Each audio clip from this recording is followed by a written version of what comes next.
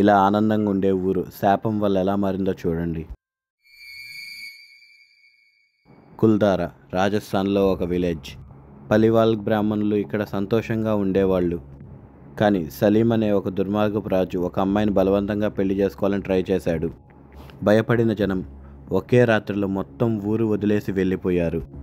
వెళ్తూ వెళ్తూ ఆ ఊరికి ఒక శాపం పెట్టారు. ఇక్కడెవరైతే నివసిస్తారో వాళ్ళకి చావు తప్పదు అని.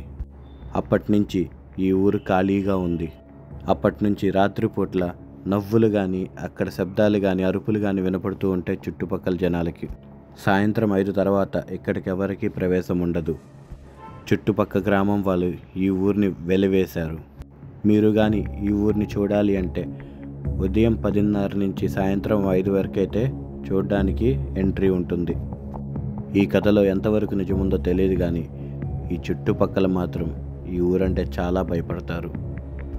కుల్దారా శాపంతో బ్రతుకుతున్న ఊరు.